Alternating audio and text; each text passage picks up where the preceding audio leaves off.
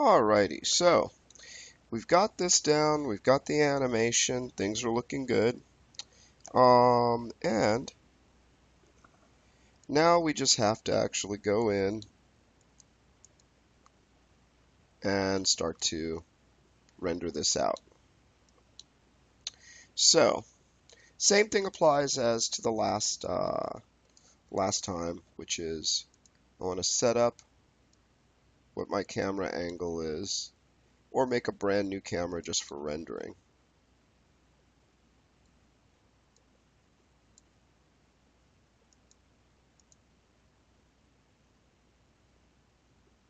I'm going to go to my render settings,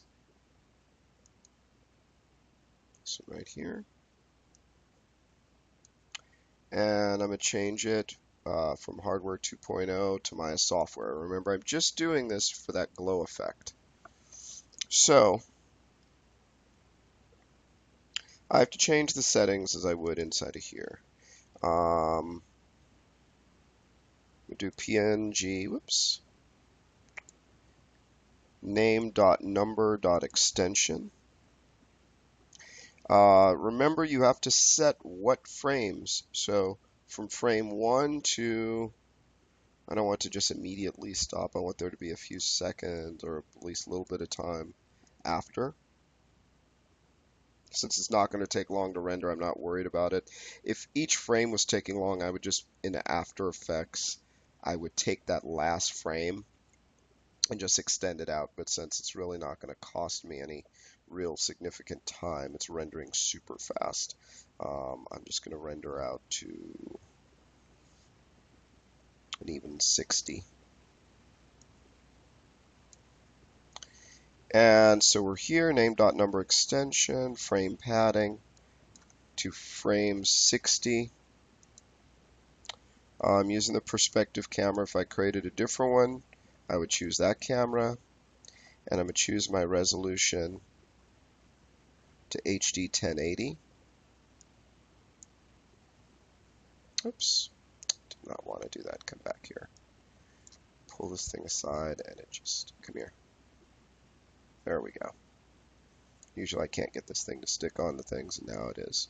So we've got it. This is the area that it would render. I've got it centered the way I want.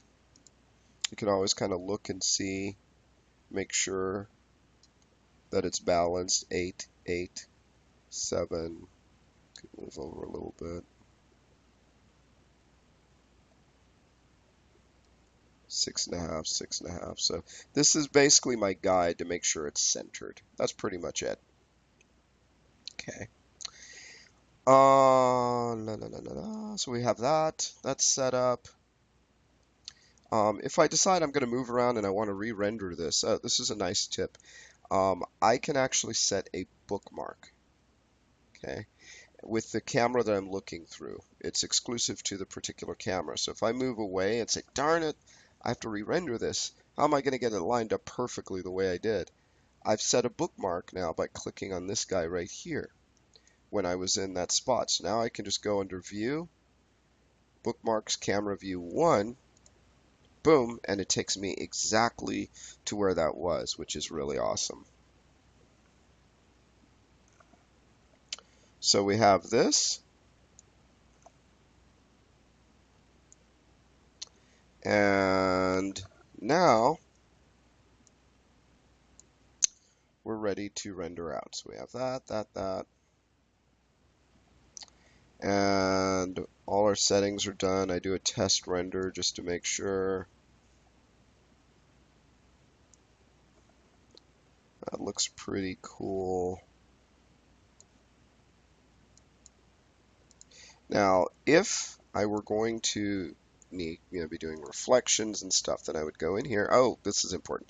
Under Maya Software, this tab in my render settings, where it says quality, and you may have noticed that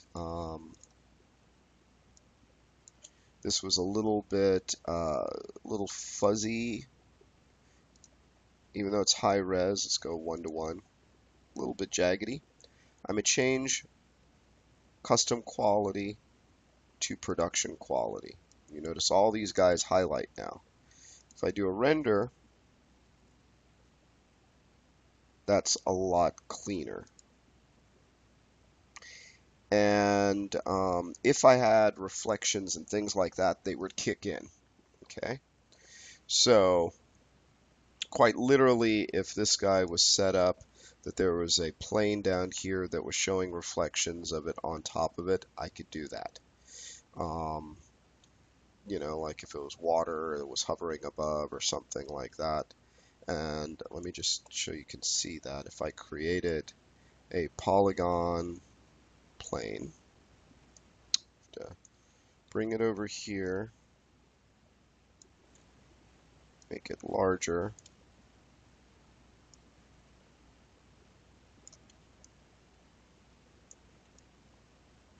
and then assign a material to it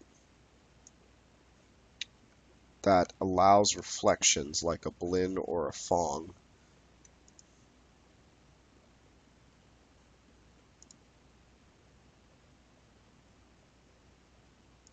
Oh. And the last thing, of course, would be that I would need some form of a light for it to see it. Where are you? Lights. Point light.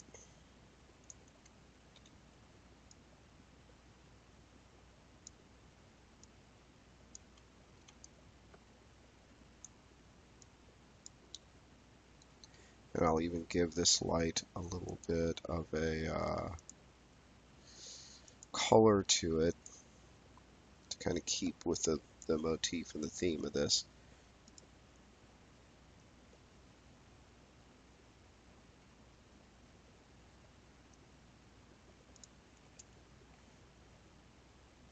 So we're getting the lighting. I would just have to make sure. Let's go back into the render settings. Oh, don't you. Oh, stop that. Sorry about that. For some reason, my computer's acting really weird. Ray tracing, make sure you're turned on. Ah, we turn on ray tracing. This is how you turn on reflections. I don't need that many. I'm just going to say reflections 2, refractions 1, ray chase shadows, I'll leave it 10. Now, the only problem I'm going to tell you with this is that historically, anything cool in Maya that you turn on takes more render time. So the cooler it is, the longer it takes. So you just have to start to be careful. Right now, our renders are going fast. As soon as I start turning on all these little benefits, things start to get a little bit crazy. So if I darken that up,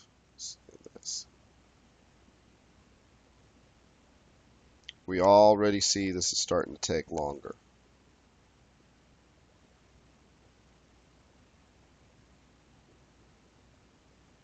Before it was going bam, almost instant.